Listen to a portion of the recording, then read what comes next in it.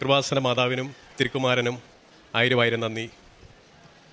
ഞങ്ങൾ പാലാ രൂപതാംഗവും പൈസ്മൗണ്ട് മേലുകാവ് ഇതിനടുത്ത് പൈസ്മൗണ്ട് ഇടവാംഗവുമാണ്. എൻ്റെ പേര് ഫ്രിൻസോ മാത്യു കല്ലക്കാവുങ്കൽ. എൻ്റെ ഭാര്യ ചിത്ര, മോൻ മാത്തുക്കുട്ടി.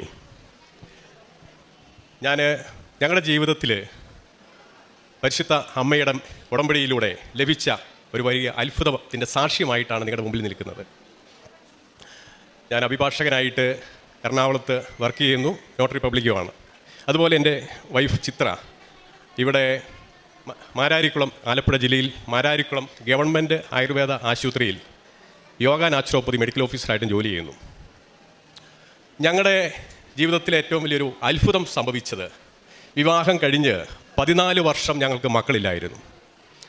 14 വർഷം ഇന്ന് ലോകത്തിൽ നടത്താവുന്ന ചികിത്സകളായി ബന്ധപ്പെട്ടിട്ടുള്ള എല്ലാ ചികിത്സകളും അന്ന് കേരളത്തിൽ നിന്ന് ലഭ്യമാണ്. കേരളത്തിലെ ഏറ്റവും വലിയ ലീഡിംഗ് ഹോസ്പിറ്റലുകളിൽ ഇതുമായി ബന്ധപ്പെട്ട് ചികിത്സകൾ നടത്തിയുണ്ടായി 10 വർഷത്തോളം. ആ 10 വർഷ ചികിത്സയിൽ നടത്തിയ അവസാനം വൈദ്യശാസ്ത്രപരമായി ഞങ്ങളോട് പറഞ്ഞു, ഇനി നിങ്ങൾക്ക് സെറോഗസി, വാടക ഗർഭപാത്രത്തിലൂടെ മാത്രമേ ഒരു കുഞ്ഞ് ജനിക്കുകയുള്ളൂ. ഇനി മറ്റ് ചികിത്സകൾ നിങ്ങൾക്ക് നടത്തിയിട്ട് കാര്യമില്ല. അങ്ങനെ ഒരു അവസരത്തിലാണ്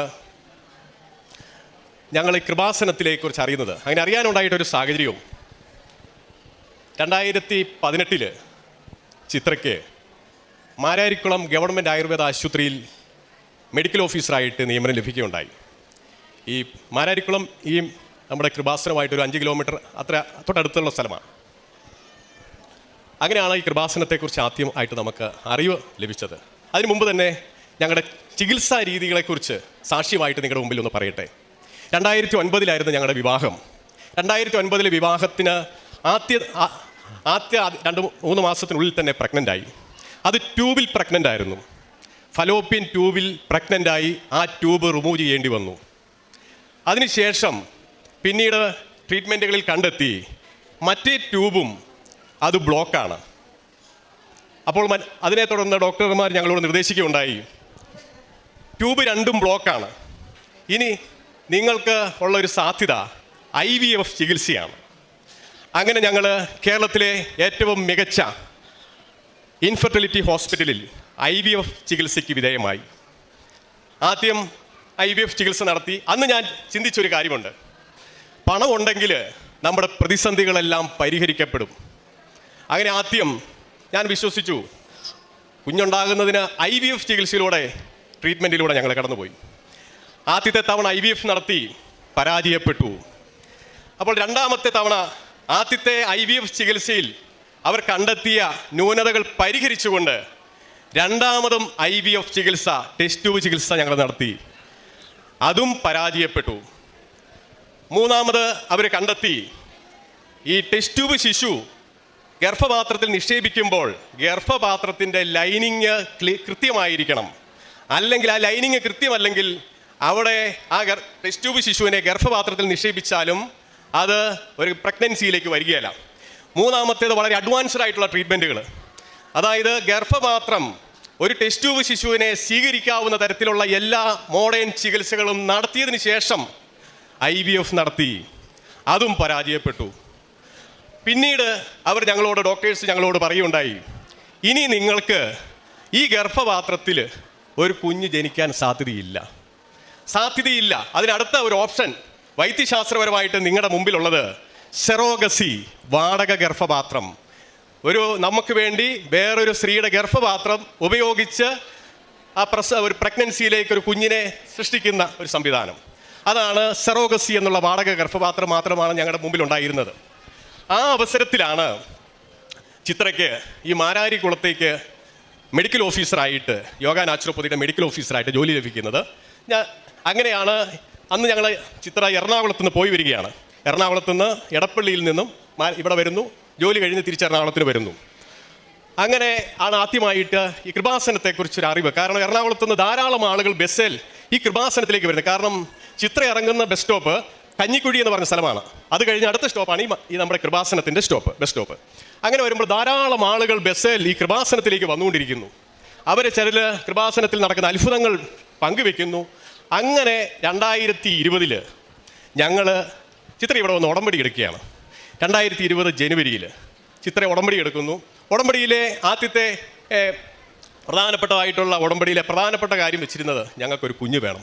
വൈദ്യശാസ്ത്രം ഞങ്ങളെ കൈവിട്ടിരിക്കുന്നു. കാശുണ്ടായി എത്ര ലക്ഷം മുടക്കിയിട്ടും ഞങ്ങൾക്ക് മറുപടി ലഭിച്ചിട്ടില്ല. ലക്ഷങ്ങൾ ട്രീറ്റ്മെൻറ്റിന് മുടക്കി. ആ ലക്ഷങ്ങളിലൊന്നും ഞങ്ങൾക്ക് പ്രതിഫലം ലഭിക്കുന്നില്ല, അതിൻ്റെ ഉത്തരം ലഭിക്കുന്നില്ല. അങ്ങനെയാണ് 2020 ജനുവരി മാസത്തിൽ ഞങ്ങളിവിടെ കൃപാസനത്തിൽ വന്ന് ഉടമ്പടി എടുക്കുന്നു. ഈ ഉടമ്പടി എടുത്തും 2020 ജനുവരിയിൽ ഉടമ്പടി എടുത്തു. അത് പിന്നെ പുതുക്കി 2021 പുതുക്കി, 22 23 വരെ ഞങ്ങൾ പുതുക്കിക്കൊണ്ടിരിക്കുന്നു. എല്ലാവരും ഓർക്ക് ഉടമ്പടി എടുത്താൽ മാതാവ് ഉടനെ അത്ഭുതം തരും. പക്ഷെ ഞങ്ങളുടെ കാര്യത്തിൽ ഞങ്ങൾക്ക് 3 വർഷം വെയിറ്റ് ചെയ്തു. ഉടമ്പടി കണ്ടിന്യൂ ചെയ്ത് മാതാവിൻ്റെ തിരുസന്നിധിയിൽ വന്ന് പ്രാർത്ഥിക്കുന്നു. അങ്ങനെ ആകസ്മികമായിട്ട് പ്രഗ്നൻ്റ് ആണെന്ന് അറിയുന്നത് തന്നെ ആ ദിവസങ്ങളിലൊക്കെ 10 കിലോമീറ്ററിലധികം ചിത്ര സ്കൂട്ടർ ഓടിച്ചുകൊണ്ടാണ്, അതായത് മാരാരിക്കുളത്തേക്ക് ഗവൺമെൻറ് ഹോസ്പിറ്റലിലേക്ക് സ്കൂട്ടറിൽ പോകാൻ വേണ്ടി ഇവിടെ ഹൈവേയിൽ കഞ്ഞിക്കുഴിയിൽ സ്കൂട്ടർ വെച്ചിട്ടുണ്ട്. എറണാകുളത്ത് ഞങ്ങൾ താമസിക്കുന്ന വീട്ടിൽ നിന്നും ഹൈവേയിലേക്ക് വരാൻ 1 കിലോമീറ്റർ ദൂരമുണ്ട്. എറണാകുളത്ത് നിന്ന് എടപ്പള്ളി ഹൈവേയിലേക്കും സ്കൂട്ടറിലാണ് വരുന്നത്. അങ്ങനെ 2 സ്കൂട്ടറിൽ ദിവസം 10 കിലോമീറ്ററിലധികം യാത്ര ചെയ്തുകൊണ്ടിരിക്കുന്നു. ഈ അവസരത്തിലാണ് 2023 മെയ് മാസത്തിൽ എടപ്പള്ളിയിലിരിക്കുന്ന സ്കൂട്ടർ അന്ന് കേടായി. എടപ്പള്ളിയിൽ ഇരിക്കുന്ന സ്കൂട്ടർ വീട്ടിലേക്ക് പോകുന്ന വഴിക്ക് സ്കൂട്ടർ കേടായി. നോർമലി സെൻട്രൽ സ്റ്റാൻഡിൽ വെച്ച് കിക്കർ ചവിട്ടി സ്റ്റാർട്ടാക്കി പിന്നെയും പോയി. കുറച്ച് കഴിഞ്ഞപ്പോൾ പിന്നെയും സ്കൂട്ടർ കേടായി. അന്ന് വീട്ടിൽ വൈകിട്ട് വന്നപ്പോൾ ചിത്ര എന്നോട് പറയുണ്ടായി, വയറിനൊരു പെയിൻ ഉണ്ട്. അപ്പം ഞാൻ ഓർത്തു സ്കൂട്ടർ കിക്കറെ ചവിട്ടി സ്റ്റാർട്ടാക്കിയതിനെ തുടർന്ന് വയറിൻ്റെ മസിൽ കയറിയതായിരിക്കും. നോർമലി ചിന്തിച്ചു പോയി. അങ്ങനെ വയറിന് മസിൽ കയറിയതാണെന്ന് ചിന്തിച്ച് പിറ്റേ ദിവസം ഒരു സംശയം, പ്രഗ്നൻസി ടെസ്റ്റ് നടത്തിയപ്പോൾ പ്രഗ്നൻസി പോസിറ്റീവ്. ഞങ്ങൾ ഉടനെ ഒരു ഹോസ്പിറ്റൽ ക്ലിനിക്കിൽ കാരണം നിലവിൽ ഞങ്ങൾക്ക് ഒരു ഫലോപ്പിയൻ ട്യൂബ് ഇല്ല, മറ്റേ ഫലോപ്പിയൻ ട്യൂബ് ബ്ലോക്ക്, നിലവിലുള്ള യൂട്രസിൽ ഒരിക്കലും ഇനി അങ്ങനെ അവിടെ ഒരു ഗർഭധാരണത്തിനുള്ള ഒരു ശേഷി ഇല്ല എന്ന വൈദ്യശാസ്ത്രം വിലയിരുത്തി വിധി എഴുതിയിരിക്കുന്നതാണ് ഞങ്ങളെ. അങ്ങനെ വന്നപ്പോൾ ഇത് ഹോസ്പിറ്റലിലായിട്ടുള്ള ക്ലിനിക്കിൽ ഞങ്ങളിത് ടെസ്റ്റ് ചെയ്തപ്പോൾ ഇത് പോസിറ്റീവ് ആണ്, പ്രഗ്നൻസി ഗർഭപാത്രത്തിൽ തന്നെയാണ് എന്ന് ഡോക്ടർ സാക്ഷ്യപ്പെടുത്തി.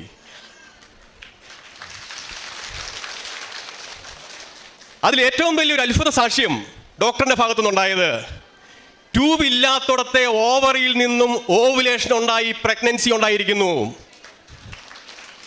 ട്യൂബില്ല. വൈദ്യശാസ്ത്രപരമായിട്ട് നമുക്കറിയാം, ഒരു അണ്ഡാശയത്തിൽ നിന്നും